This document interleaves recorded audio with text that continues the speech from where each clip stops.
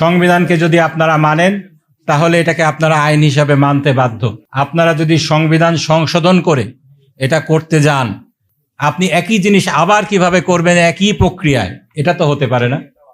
আপনাকে এজন্য সংবিধান সংশোধন করলে হবে না, সংবিধানের সংস্কার করতে হবে। বলা হয়েছে আবেগ দিয়ে চলে না, সংবিধান দিয়ে দেশ চলে।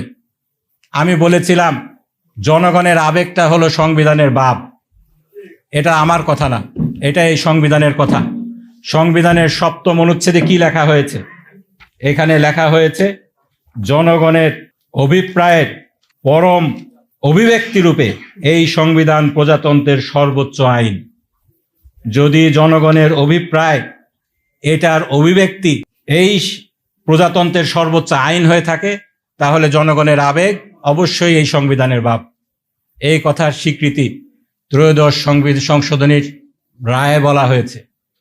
আজকের আইনমন্ত্রী সেই দিনেকার অ্যাটর্নি জেনারেল ছিলেন, তিনি সেদিন সোশ্যাল কন্ট্রাক্ট থিওরি আউড়ে বলেছিলেন এই কনস্টিটিউয়েন্ট পাওয়ার, এই পাওয়ারটা ইট বিলংস টু দ্য পিপল।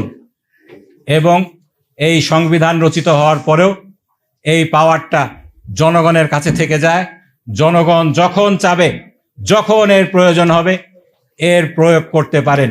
এটার প্রয়োগ ঘটিয়াই ত্রয়োদশ সংশোধনীর জন্য সংসদকে জনগণ ক্ষমতা দিয়েছিল। এর মাধ্যমে ত্রয়োদশ সংশোধনী এসেছিল। কেয়ারটেকার গভর্নমেন্ট বেসিক ফিচার থিওরিকে উপেক্ষা করে সংবিধানে ইনকর্পোরেট করা হয়েছিল। আজকে আপনারা সেই জনগণের পরম অভিব্যক্তিকে ঠাট্টা করে বলছেন আবেগ দিয়ে দেশ চলে না। আপনাদের কমিটমেন্ট কোথায় জনগণ জানতে চায়। ফ্যাসিবাদী কায়দায় আবার আপনারা সংবিধানকে কেন, সংবিধানের দোহায় কেন দিচ্ছেন, জনগণ এটা জানতে চায়। এখানে বলা হচ্ছে অন্তর্বর্তীকালীন সরকারের কোনো এখতিয়ার ছিল না মৌলিক বিষয় ছাড়া, মৌলিক বিষয়ে কোনো ক্ষমতা সিদ্ধান্ত দেয়ার। আপনারা এই কথা বলে কাচের ঘরে বসে ঢিল ছুটছেন কিনা আপনাদের বোঝা উচিত।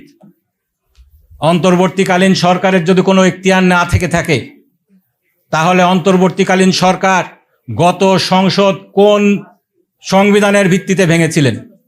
সংবিধান ভাঙা যায়, সংসদ ভাঙা যায় শুধুমাত্র এই সংবিধানের ৭২ অনুচ্ছেদ অনুযায়ী প্রধানমন্ত্রীর লিখিত পরামর্শের আলোকে। সেদিন প্রধানমন্ত্রীর লিখিত পরামর্শ কি নেওয়া হয়েছিল? হয়নি। এটা কিন্তু দলিল আছে। সেদিনকার সেই যে প্রজ্ঞাপন জারি করা হয়েছিল, এই প্রজ্ঞাপনটা আপনাদেরকে একটু পড়ে শোনাই। এই প্রজ্ঞাপনে কি বলা হয়েছিল? ৩ বাহিনী প্রধান